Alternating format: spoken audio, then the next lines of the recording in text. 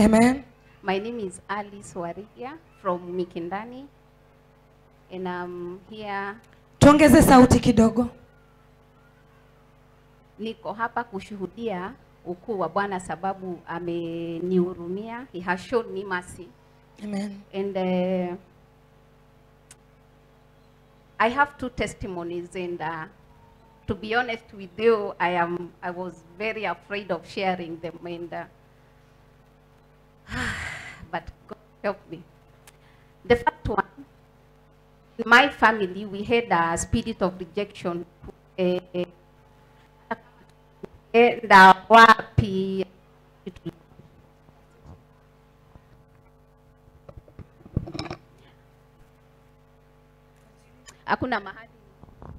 hakuna mahali tungekubalika, as in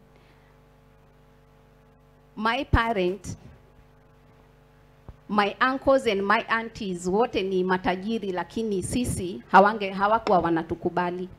Na sababu ya hiyo rejection, it was so worse that every time tungeenda kwao, yani kama uko invited, livaruna hata kwao, hata kwa watu wengine wenye wanaweza tusaidia, tulikuwa tunakojoanga kwa kitanda. Whether utakunywa maji, whether utaitwa mara ngapi uende ukakojoe, but hata kama ni dakika 5 tu utalala, bado utakojoa kwa hiyo kitanda. And that thing persisted for a long time until the time I came here in 2020 August, and Prophet prayed with me.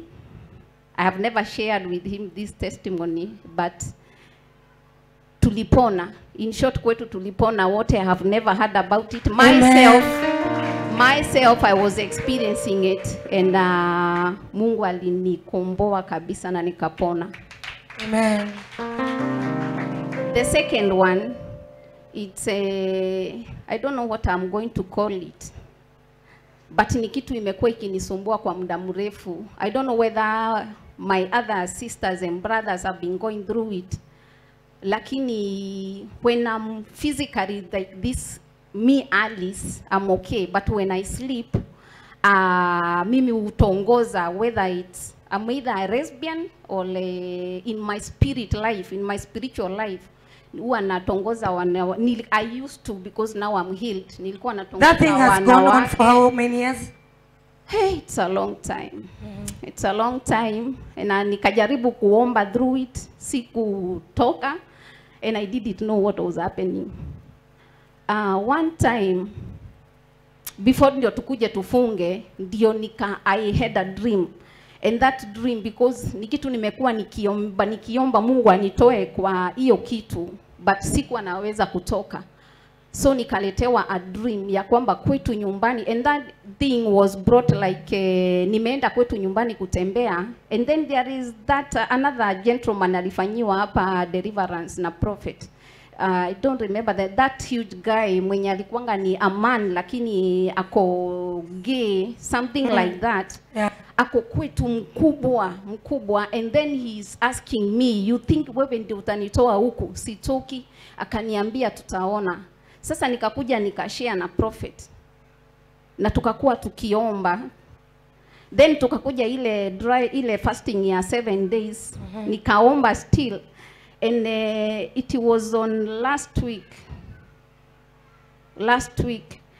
that thing was kabisa, alikuwa anataka kuniua, but I managed ile kuita Jesus, and since that day up to date maisha yangu ilibadilika kabisa. Amen. I have never ever sijasikia, na hiyo kitu imenitorment for a very long time. Alice, I have a question.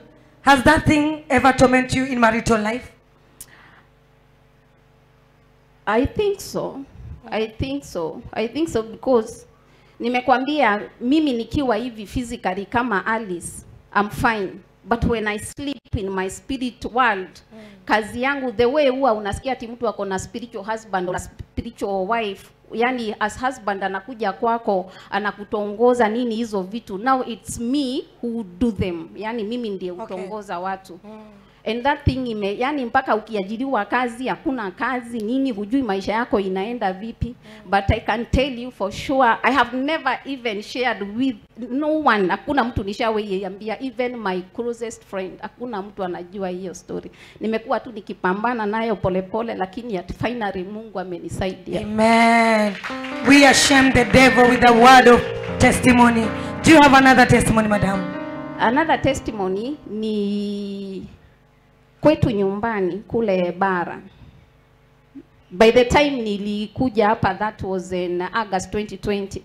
Kwetu hatungeweka hata kuku, hatungeweka hata ng'ombe, yani anything to do with the kitu yote iko na damu hatungeweka, ilikuwa inakufanga tu mysteriously.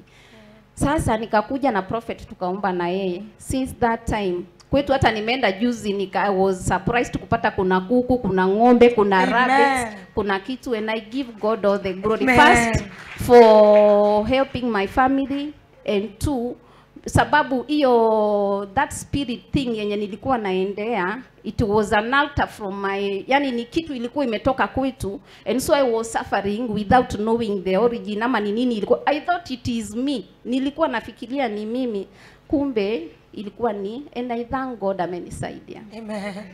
Can we celebrate Jesus, somebody, for that wonderful testimony? Thank you so much for your testimony, Madam Alice, and that testimony is permanent in the mighty name of Jesus.